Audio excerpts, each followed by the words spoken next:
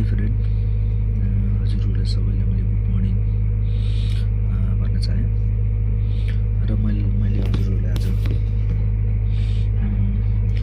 AC heater कसरी चलाउने त यसको बारेमा मैले जानकारी दिन गइरहेको छु। हजुरहरूले अनर्थ नसोच्नु होला, यस्तो जानकारी दिने सिकाउन लाग्यो है, जान्ने बन्न लाग्यो यस्तो चाहिँ नभनिदिनु होला। त्यस्तो सिकाउने त्यस्तो ट्यालेन्टेड गुरु त होइन है, म पनि नयाँ नै हो। अनि त्यस्तो जानेको त्यस्तो नलेज मेसिनको बारेमा त्यस्तो नलेज त छैन, तर पनि आफूलाई जति आउँछ त्यति मात्रै हजुरहरूलाई जानकारी दिन चाहेको मात्रै हो मैले। जस्तो आफूलाई जानेको कुराहरू अरूलाई सेयर गर्न पाउँदा खुसी पनि लाग्छ र नयाँ हेल्परहरू गर्दै हुनुहुन्छ उहाँहरूलाई थाहा पनि नहुन सक्छ है।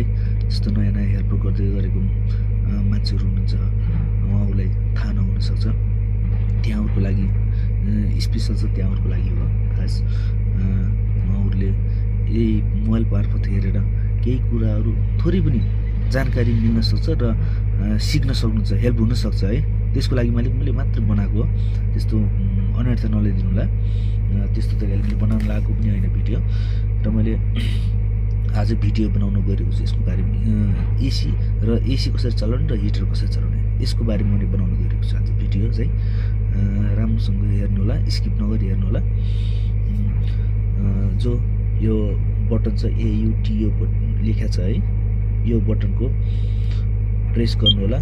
जस्तो यो बटनको प्रेस गर्दा पनि हुन्छ र जस्तो यो यहाँबाट अफ हुन्छ है, यसबाट पनि हुन्छ है, हुन चाहिँ यसबाट पनि हुन्छ र यसबाट पनि हुन्छ, जोबाट गराउँदा पनि हुन्छ। र तपाईँले यहाँबाट त गराउनु भयो है, गराउनु भयो। यहाँ अब चलिरहेको छ, अब के चलिरहेको छ त, अब कतिमा चल्छ त हिटर, कतिमा चल्छ त एसी भन्ने कुरो थाहा छैन हजुरहरूलाई है। अनि यो चाहिँ यहाँ नम्बर देख्नुहुन्छ, यो 25.5 भयो, 26.0, 26.65 भयो, 27 भयो।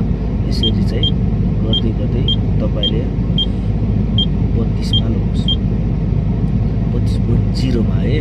यसमा चाहिँ हिटर चल्छ। हिटर त 24, 25, 26, 27मा पनि चल्न त, तर यतिको तातो हावा चाहिँ फाल्दैन है, यतिको तातो गरम हावा चाहिँ फाल्दैन। त्यही भएर 32मा चलाउनुपर्छ। पनि 32मा चलाउँछु, 32मा लग्यो है।